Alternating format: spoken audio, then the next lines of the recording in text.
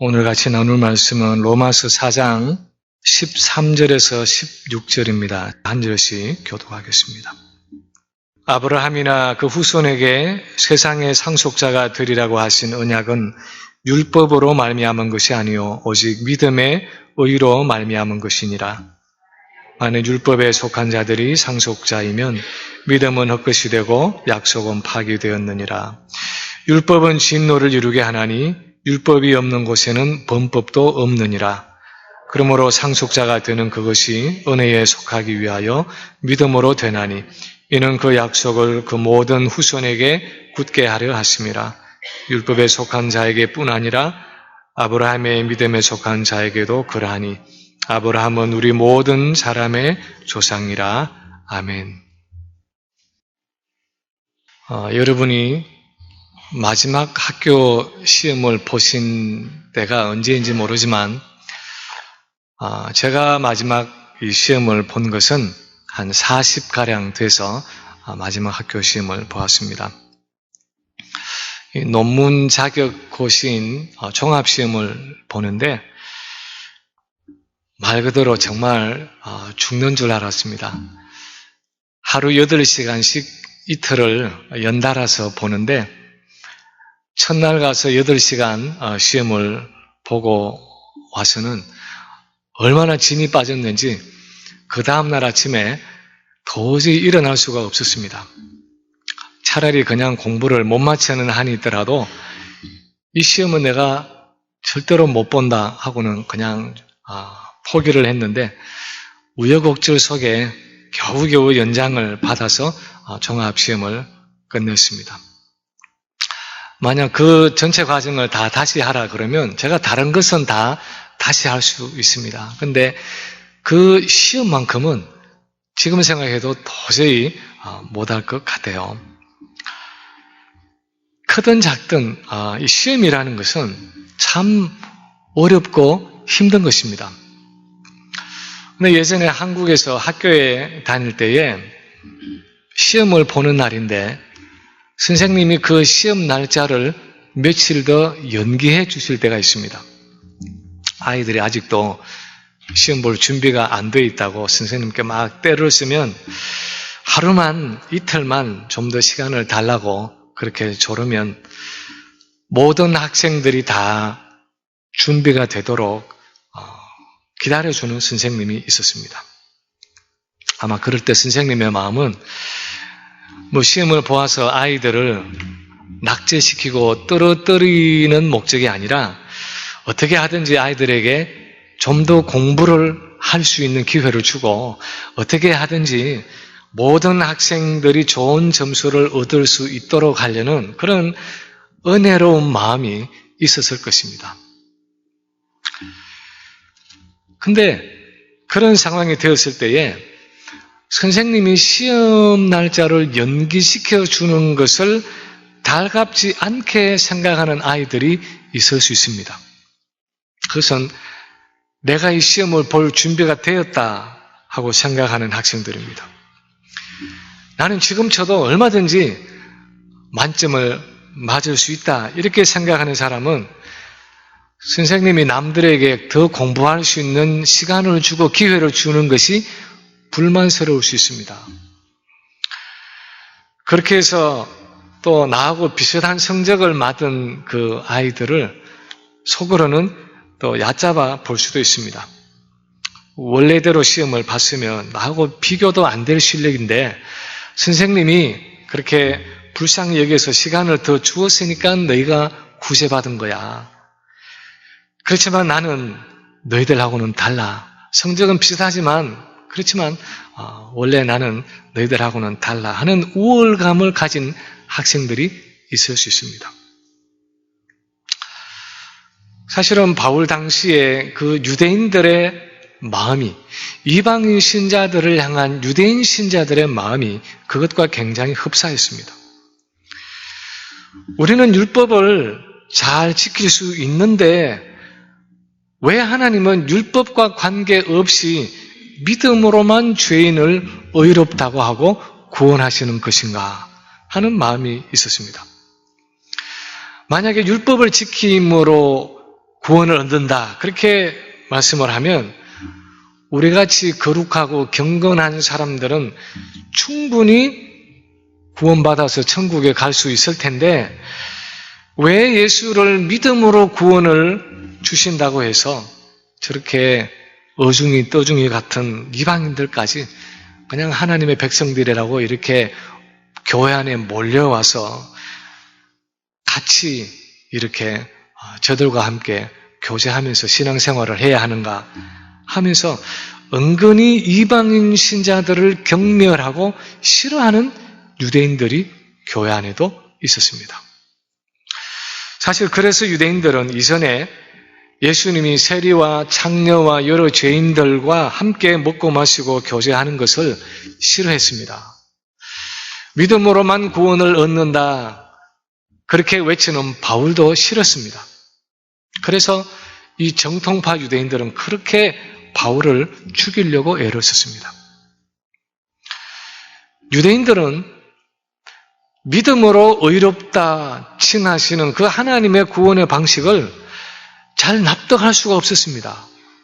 왜 하나님이 그런 방식으로 기준을 낮추어서 모든 사람에게 구원받을 길을 열어놓으시는지 아주 불만스러웠습니다.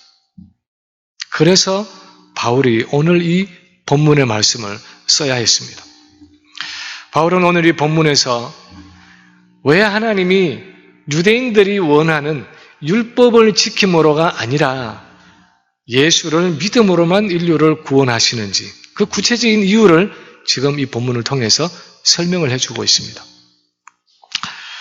첫째로 바울이 말하는 것은 만약 율법을 지킴으로 구원을 얻도록 하셨다면 그 누구도 구원받을 사람이 없다는 것입니다.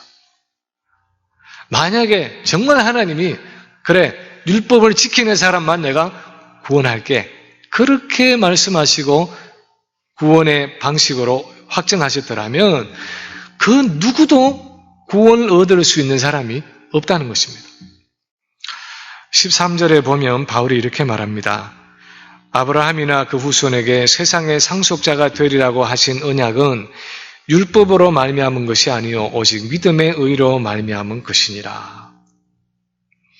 아브라함이나 그 후손에게 세상의 상속자가 되리라고 하신 약속하는 것은 하나님이 아브라함을 통해서 온 세상을 회복하시고 다시 하나님의 소유로 삼으시겠다는 구원의 약속이었습니다.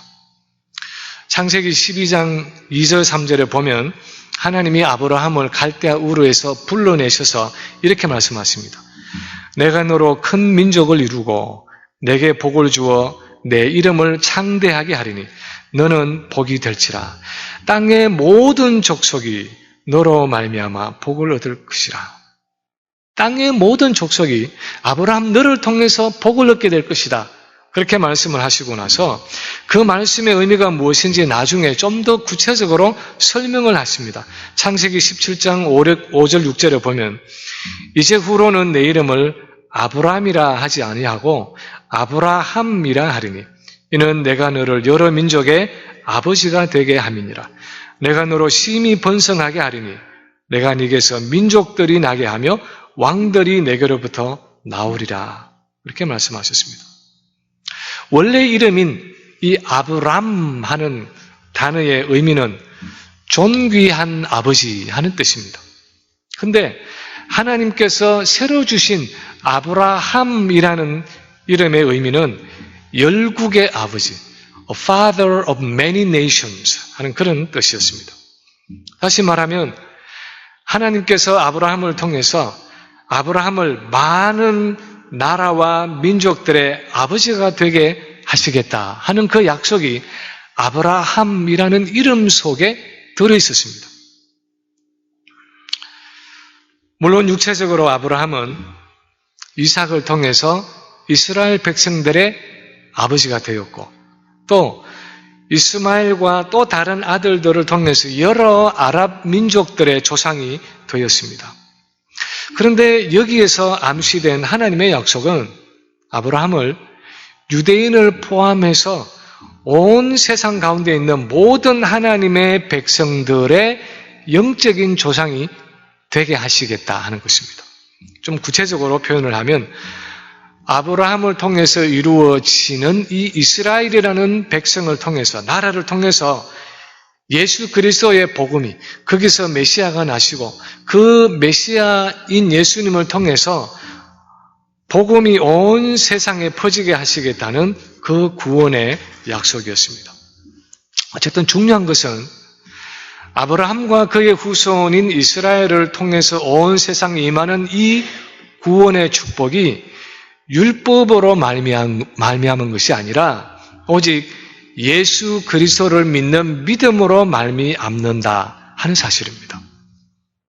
그렇게 하시는 이유를 14절에서 설명을 하고 있습니다. 우리 한번 4장 14절을 같이 한번 읽겠습니다.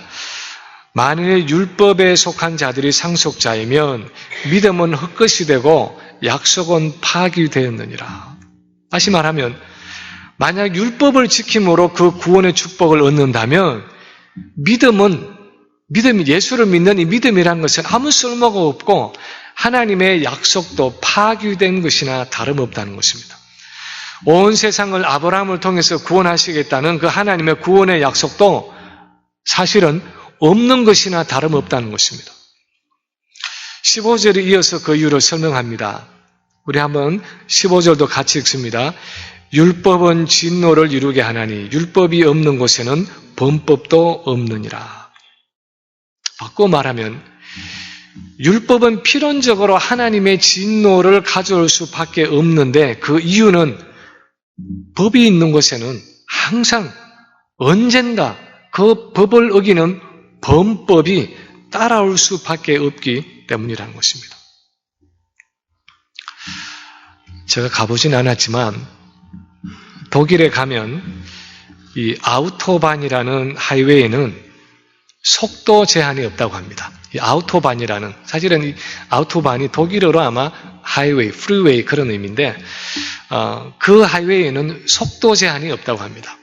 뭐가 있느냐? 그냥 권장 속도 130km, 130km, 우리 마일로 하면은 한 80마일 정도로 그 이하로 달릴 것을 권장하는 사인은 붙어 있지만 실제로 어느 속도 이상을 달리면 티켓이다, 위반이다 하는 그런 속도 제한이 없다는 것입니다.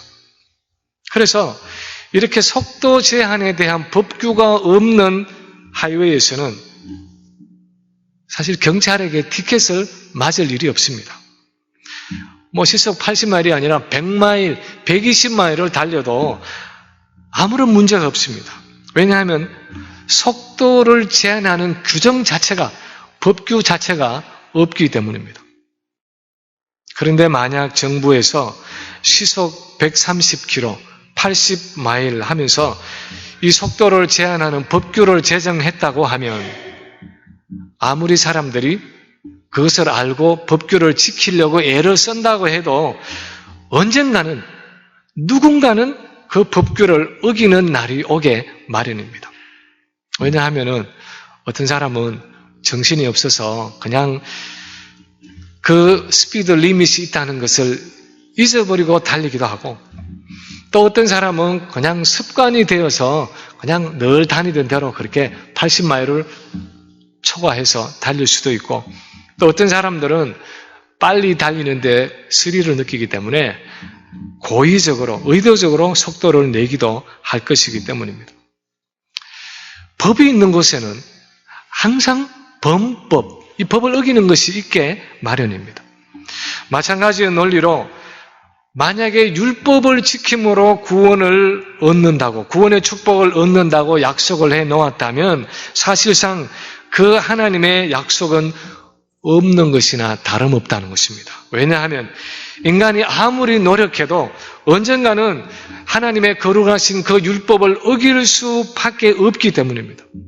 사실 언젠가가 아니라 인간은 하루에도 수십 번씩, 아니 어쩌면 수백 번씩 하나님의 말씀을 어기면서 살아갈 수밖에 없는 부패한 성품을 가지고 살아가기 때문입니다.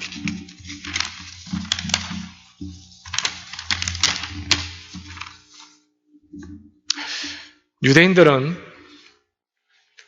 우리는 율법을 지킬 수 있다. 얼마든지 율법을 지킬 수 있다. 그렇게 생각을 했습니다.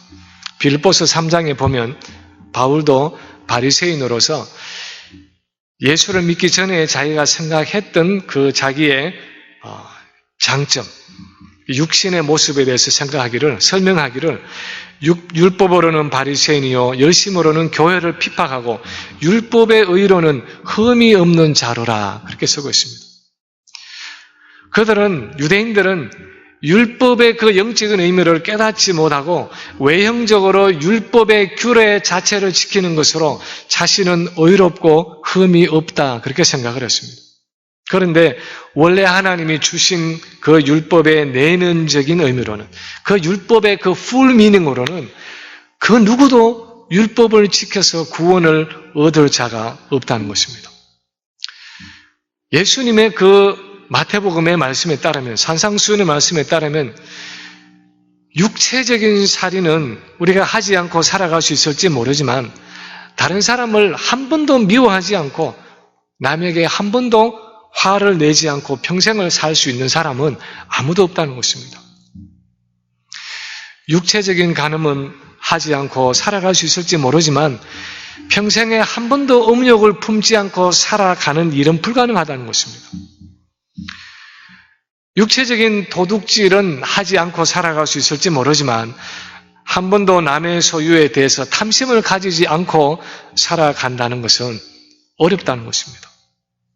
그래서 지금 바울이 논증하는 것은 만약에 하나님이 믿음을 통해서가 아니라 율법을 지킴으로 구원을 주기로 작정하셨다면 이방인들은 물론이고 유대인들조차도 구원을 얻을 수 있는 사람은 이 세상에 단 한 사람도 없다는 것입니다.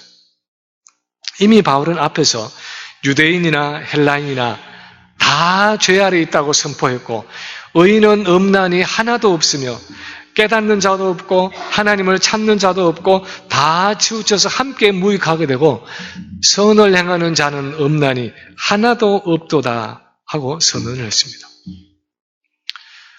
우리의 이 죄성을 가지고는, 저와 여러분이 가지고 있는 이 죄악된 성품을 가지고는 율법을 지켜서 하나님이 주시는 구원을 얻을 사람은 아무도 없다는 것입니다. 예수 그리스도를 믿는 그 믿음을 통해서가 아니면 이 세상에는 한 사람도 구원을 얻을 사람이 없다는 것입니다.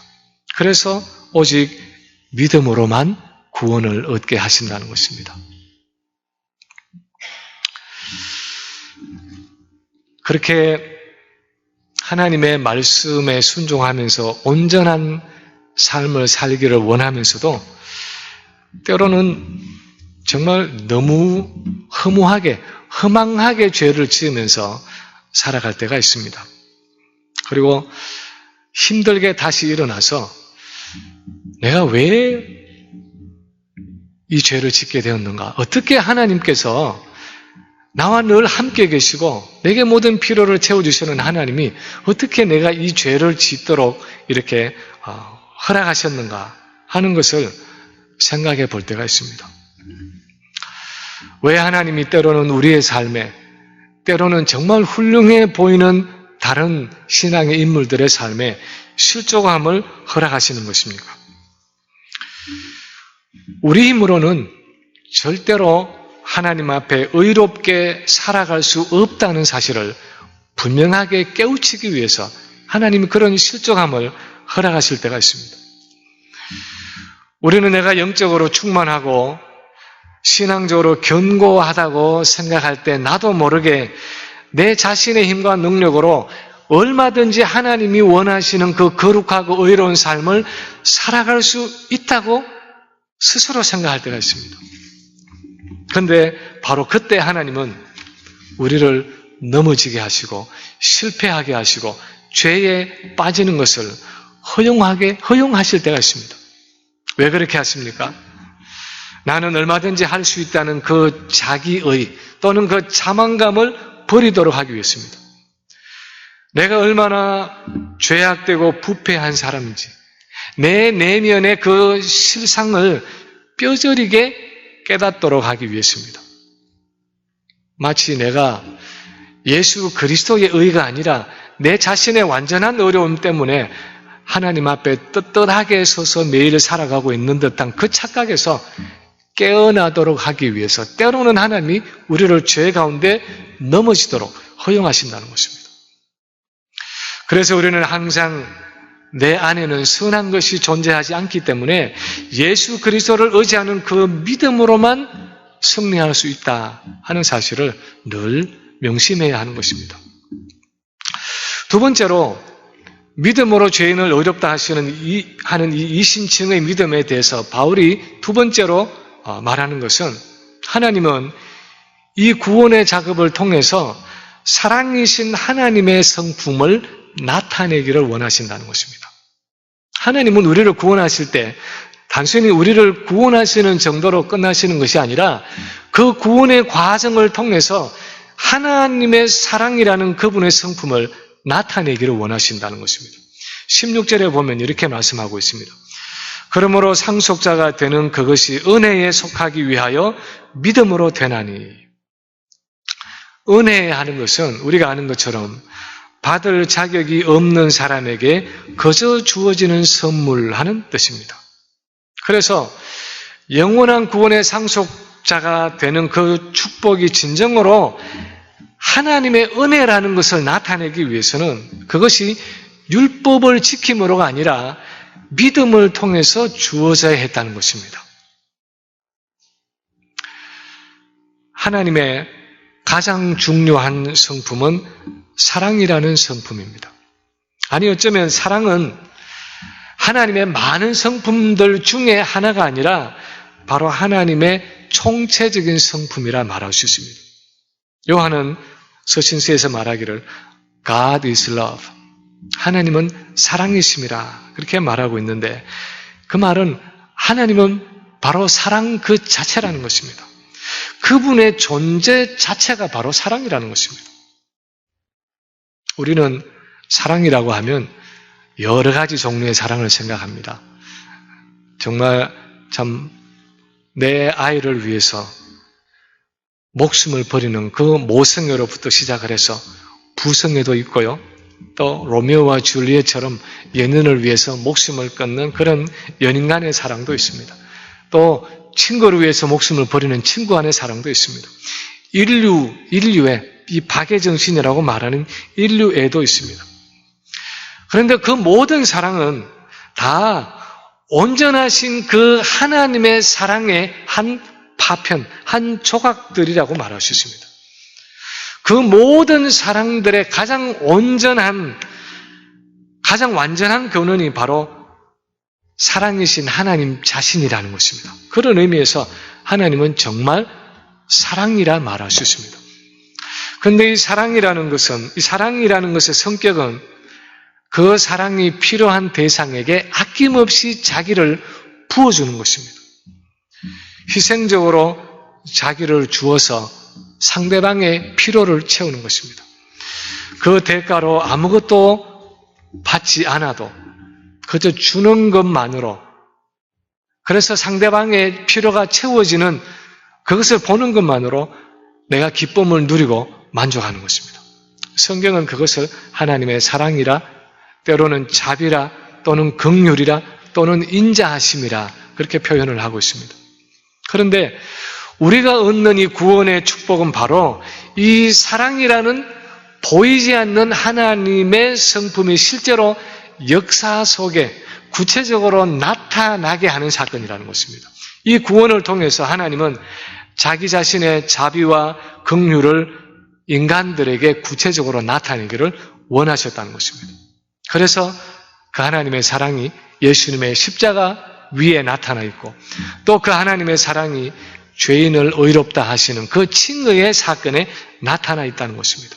그런데 만약에 그것을 율법을 지킴으로 또 인간이 가지고 있는 선행과 의로움과 노력을 대가로 지불하고 그 하나님의 구원을 얻으려고 한다면 그것은 사랑이신 그 하나님의 성품과 일치하지 않는다는 것입니다.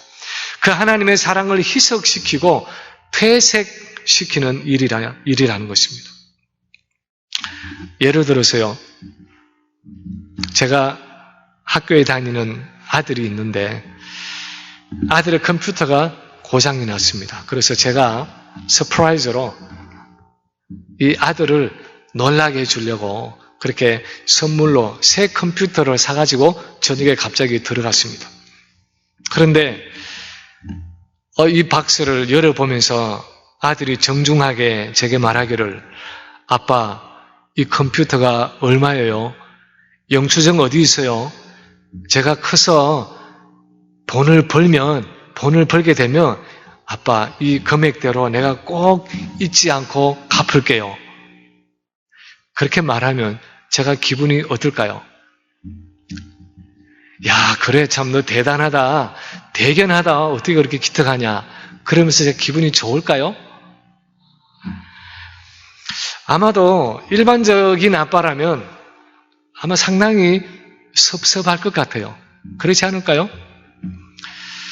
어쩌면은 더 심하면 섭섭함을 넘어서 어떤 이 모멸감을 느낄는지 모릅니다. 얘가 아빠를 도대체 뭘로 생각하는 거야? 그동안 나를 이렇게 무능하게 생각한 건가? 겉으로는 아빠 하면서도 속으로는 나를 무슨 의붓 아버지 취급을 한 건가?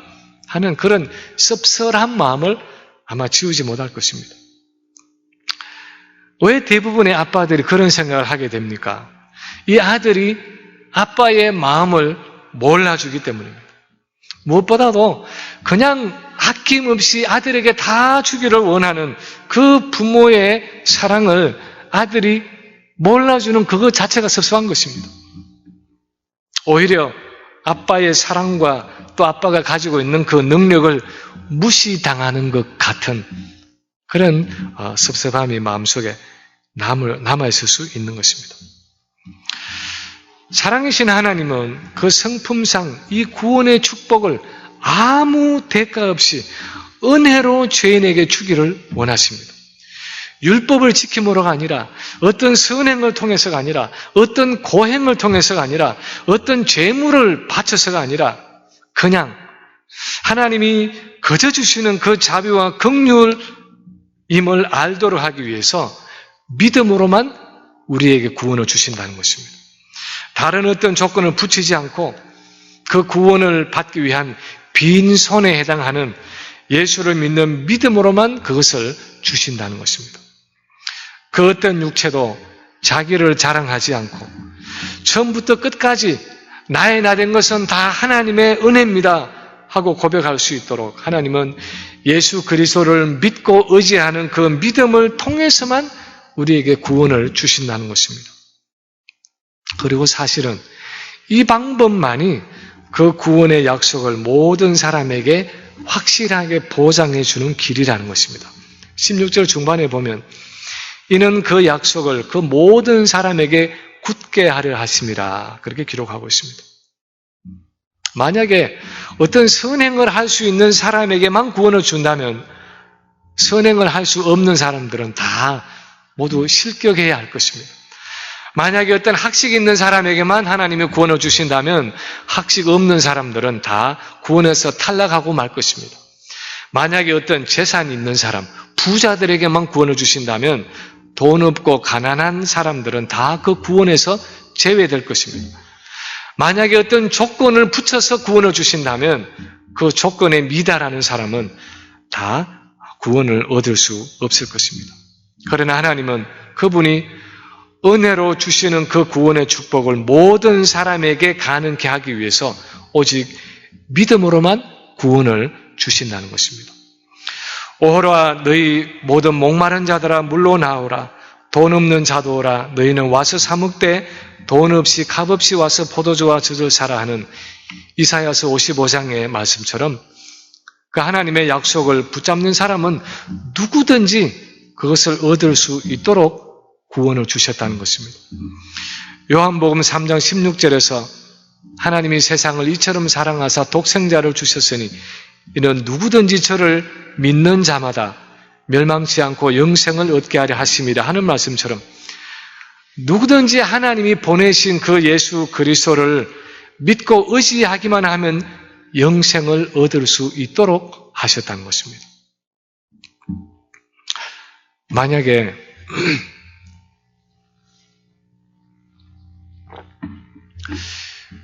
휠체어를 타야만 하는 장애인들을 위한 연회를 베풀어서 그 장애인들을 다 초청을 해놓고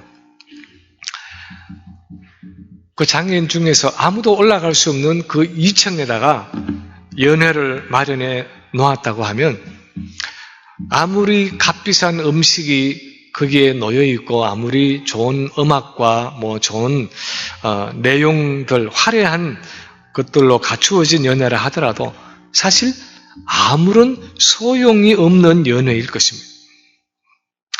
그래서 하나님은 스스로 걸어 올라갈 수 없는 장애인 같은 우리 죄인들을 위해서 그 연회장으로 올라갈 수 있는 엘리베이터를 만들어 놓으시고 누구든지 마음을 먹으면 다 올라갈 수 있는 길을 열어 놓으셨는데 그것이 바로 예수 그리스도를 믿는 믿음이라는 것입니다.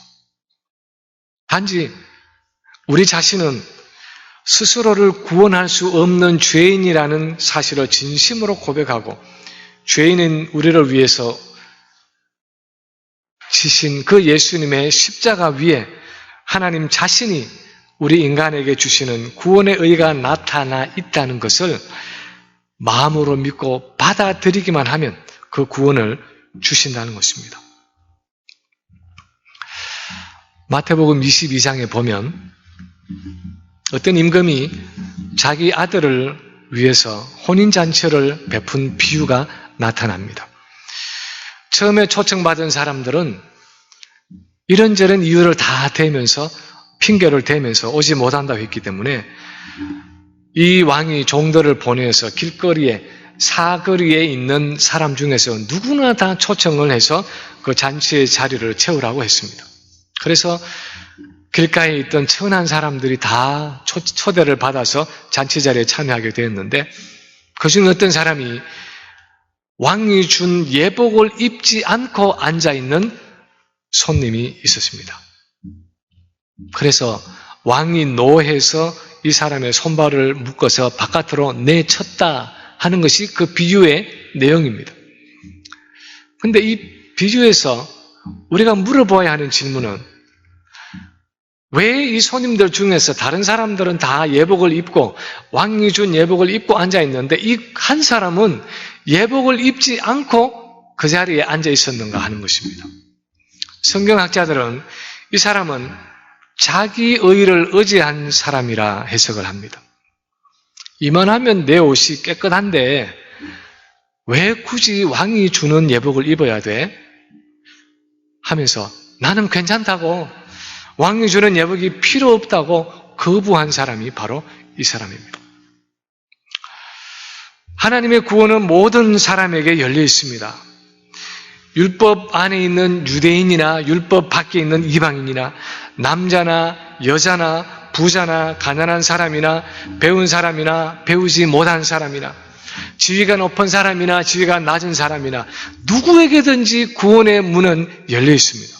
그런데 그 하나님의 구원에는 그 구원의 문을 열고 들어가는 데는 한 가지 조건이 있습니다.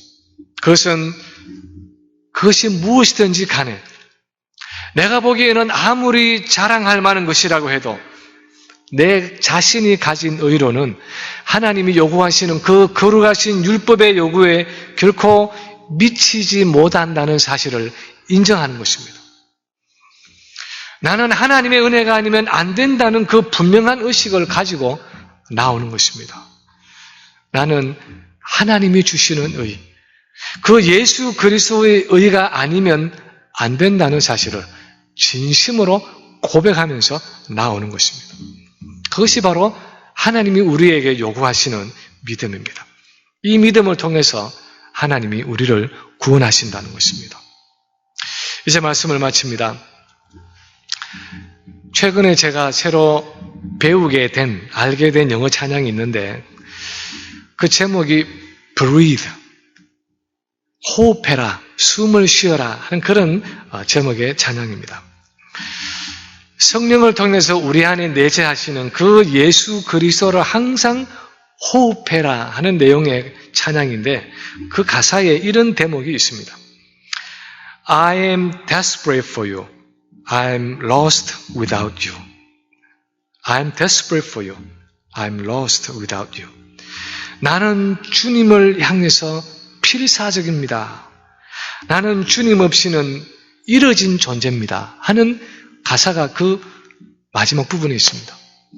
근데 저는 처음에 이 찬양을 들으면서 이 표현이 나는 주님을 향해서 I'm desperate for you. I'm lost without you. 하는 이 표현이 이건 너무 강하지 않은가? 너무 지나치지 않은가?